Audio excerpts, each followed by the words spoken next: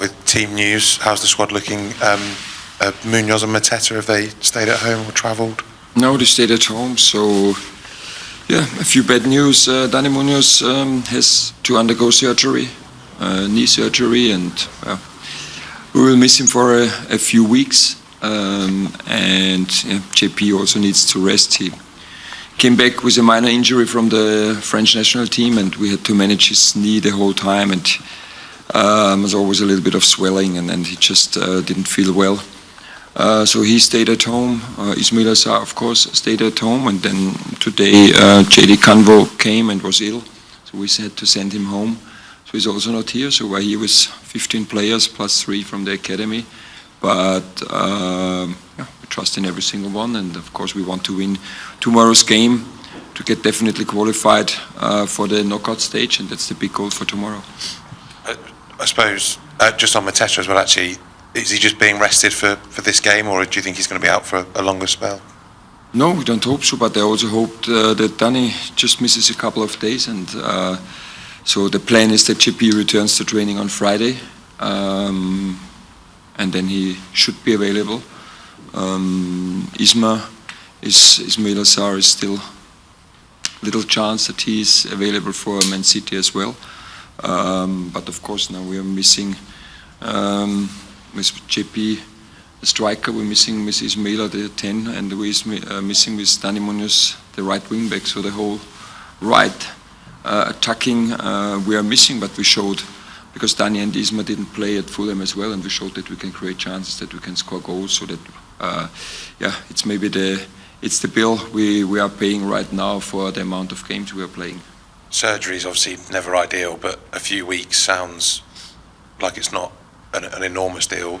That can be months at times. Yes, let's say the prognosis, right? Prognosis is 4 to 6 weeks that he should be ready to play. So, but again, always when you have to undergo a surgery, then you never know. So I had a few in my career, so that's why we are always a little bit cautious. But yeah, it doesn't look so serious. Will that change any plans for January that you would have had? Let's talk about Shelbourne and not about the January transfer window. So again, we have 10 games coming up until 10th of January. So this is our challenge. This is what we are focusing on, and this is what we are preparing. Something slightly more light-hearted then, based on Dublin. I know you enjoy a Guinness every now and then. Are you going to find 5 or 10 minutes to go and sample some here? No, first of all, sorry for everyone. I don't like Guinness, so I already tried it in my life. So I played here many years ago with the Austrians under 21. We lost, unfortunately, 2-0. And I think I tried one afterwards, and I didn't like it. Sorry. Again, for us a very important game tomorrow, because we have to say, and we have to be very honest with ourselves, that with 2 wins and 2 defeats in the Conference League, we are not really pleased, and therefore it's important to get this 3rd win. Because again, when we know next week's schedule, playing Thursday evening and playing Saturday evening, so it would make things a little bit easier. Thank you. Bobby? Hi Oliver, just to confirm, Ismaila Sarr, do you expect him to travel to AFCON on Monday?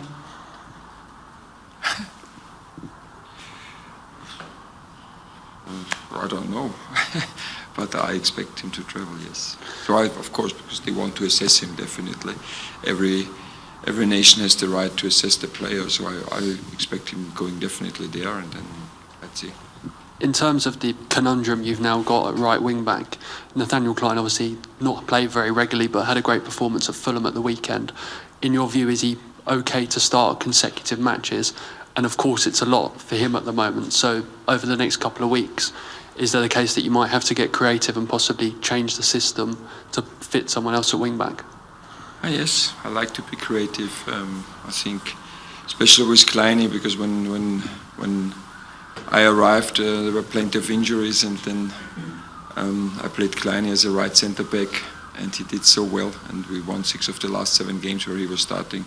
So I like to be creative, and I'm already thinking, what can we do? So Clyne can't play every single game. I think it's not possible. So we have Chadi playing him there. It's not his ideal position, but could be a little bit the more defensive player. We can play a winger there. We can play an inverted player there.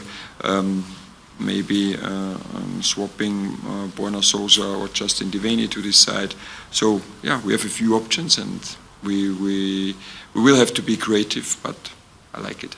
And on Chadi Riad, I believe he's with the squad. Just how far along? He trained today, so how far along is he in his recovery at the moment? You just saw the warm-up, so he didn't do the full training. He's now partly integrated, and it looks good. It's good to have him back. So at the end, we always do a crossing game with crosses and goals, and I think he was our top scorer because he's a great header. And yeah, it's good for him that it goes step by step back to team training. And Joel Drakes-Thomas is someone who has come with the first team today. Really exciting young talent. Can you just tell us a little bit about him, and perhaps could he maybe even see minutes tomorrow with the numbers so light in attack? Oh yes, it's him. He's a right wing back playing there.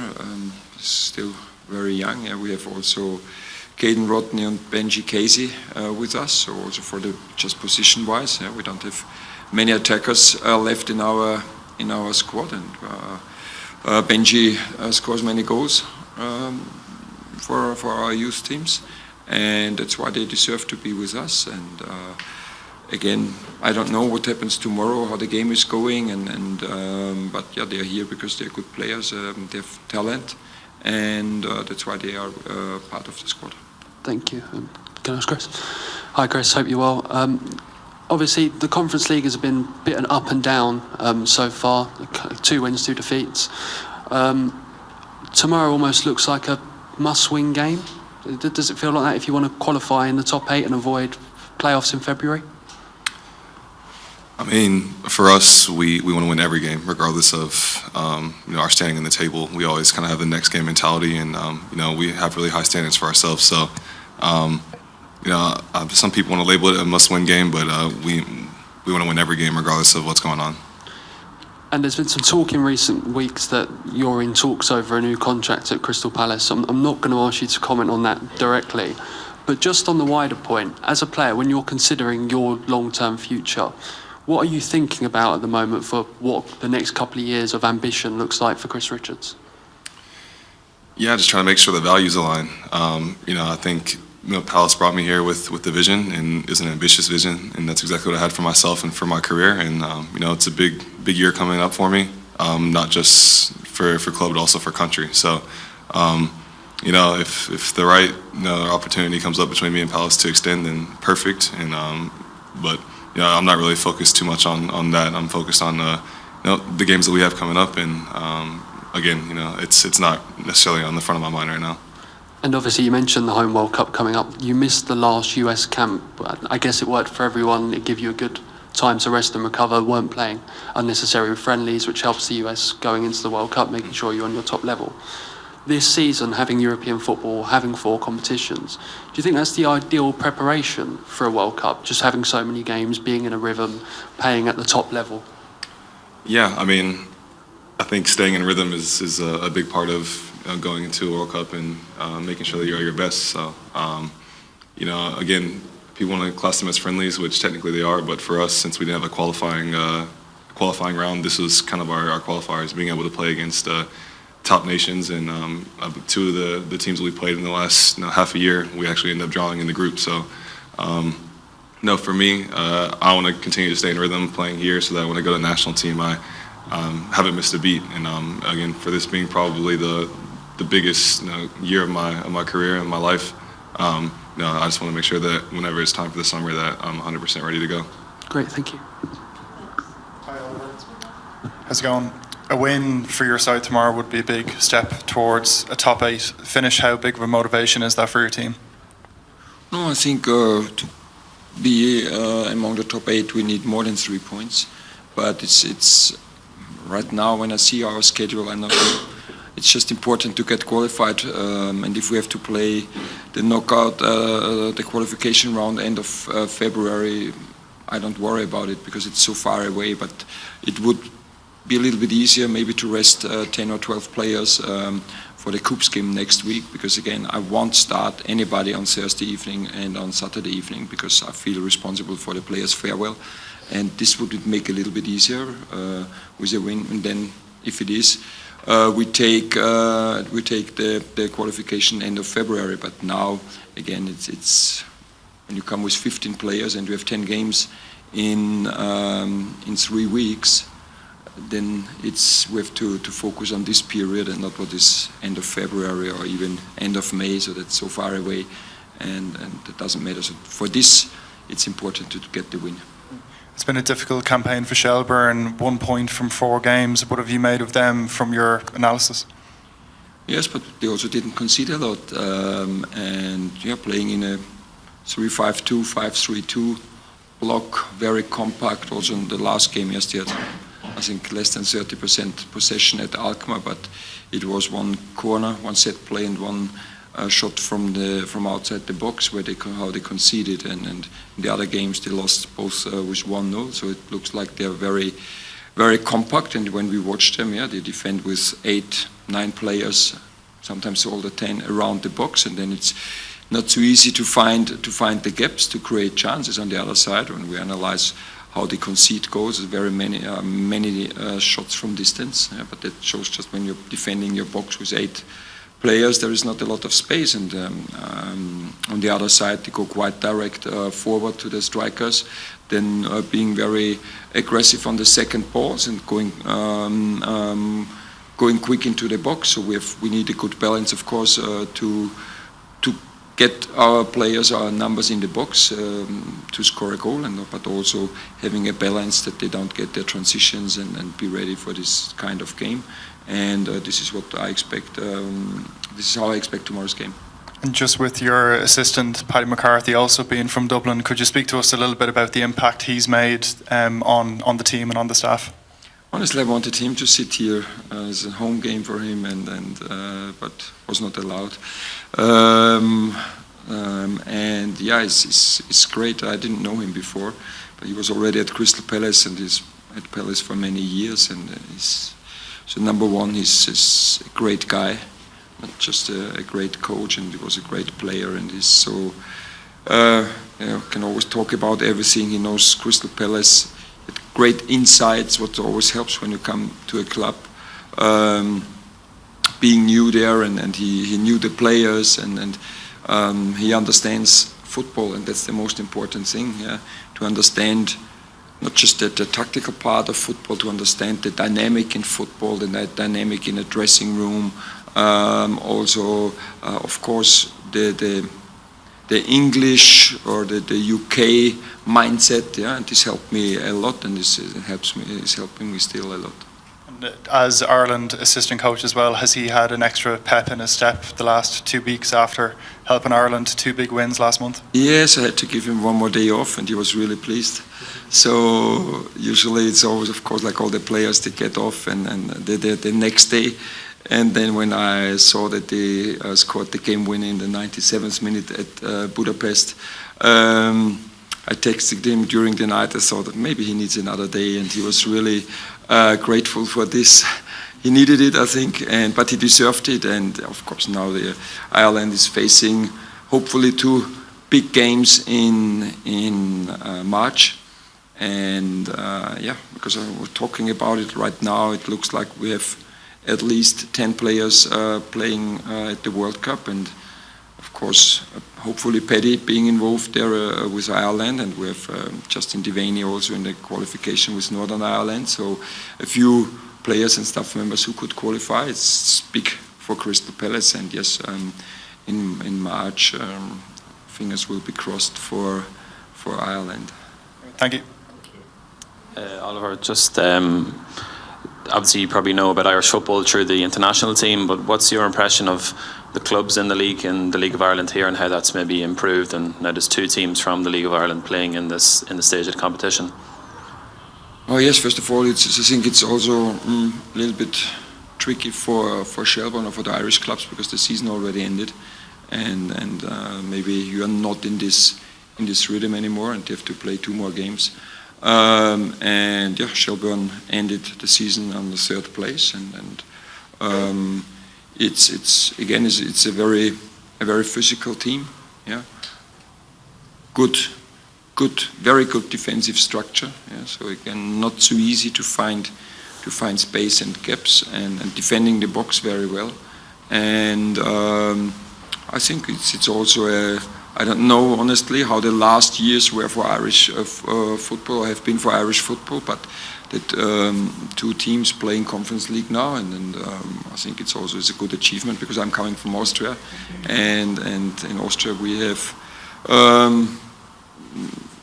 we had 1 team playing the qualification in the Conference League and did not qualify. So it's not so easy sometimes. So I think they're doing well and they are progressing, and it also shows that Irish football, and I'm told very often is that many English internationals or internationals for England could also play for Ireland, because they have relatives or grandparents or parents here.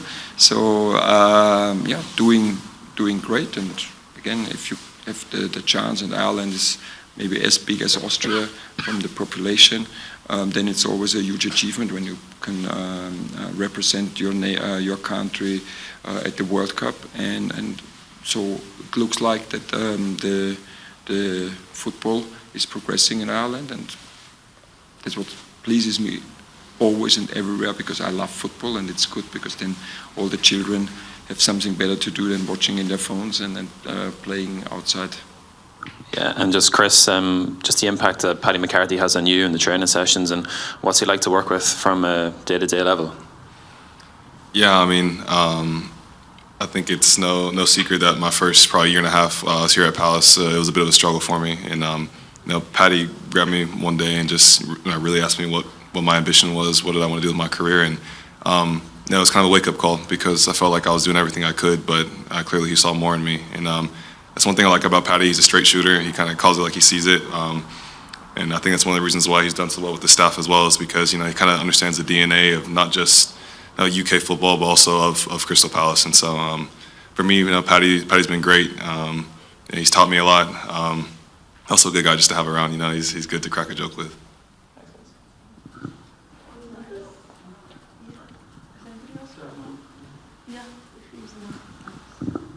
Hi Oliver. Obviously, a lot that's been made of the last couple of weeks about Palace being in the conventional Champions League places, if you like. The club have put it in their social media bios. Jeremy Pino was talking about not letting up to make sure you stay in those Champions League spots. Do you think when you're there in the table that it just risks becoming a bit of a distraction and it should be not talked about as much as possible? No, I mentioned it. I think in Hyde Park is Speaker's Corner. Everybody can talk about everything, and players can talk about everything. For me, it's important that we don't lose our focus, that, as Chris mentioned before, that we keep our standard high, and that we demand a lot from each other. And that's the challenge every third day, every day in training. And to be honest, today at the beginning I was not pleased with the training sessions, or not in the warm-up, but afterwards. And this is, and then sometimes you need a little bit somebody who kicks you, that you get this focus again, and that's the challenge. But again, I know these players mention it so often. Completely trust them because they showed it so many times. But it's yeah, that's the challenge. But yes, it's spoken quite often about it. I don't know where our ceiling is. I honestly think we haven't reached our ceiling. So when I see us playing, I see so many aspects we can still improve. We should improve. We have to improve. And as long as we can see these things individually and as a team, I think we haven't reached our ceiling. And that's what I don't know if we will ever do it, because I'm quite.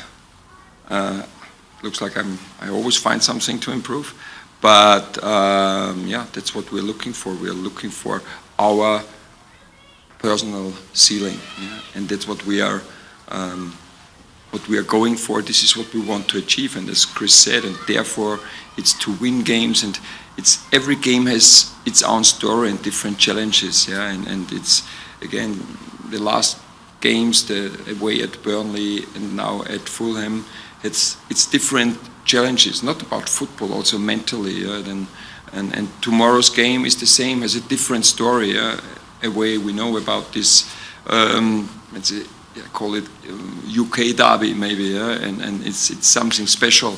And you can believe me, I know what I'm talking about. So if Austria plays against the German team, I always say we're playing against the big brother, and then there's always a lot of emotion there, and this I can imagine will be the same here. So, and this is what we are facing, but all these challenges, all these situations will help us growing individually, will help us growing as a team, and this is what we are looking for. And then we will have maybe a few setbacks, we had them, and then it's always important to learn from it and improve, and credit to the players, because it looks like the learning curve, same, yeah, the learning curve is quite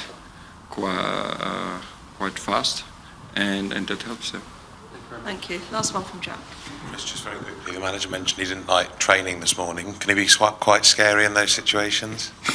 Yeah, it can be a little intense, but I think sometimes we need it. These early mornings can kind of get to us. But again, he's a self-proclaimed perfectionist, and so he's just trying to get the best out of us. Was it a big telling off this morning? No, we've had worse ones, to be fair. But it's normal. With Monday evening was Christmas party, Tuesday was off, so need time to get back.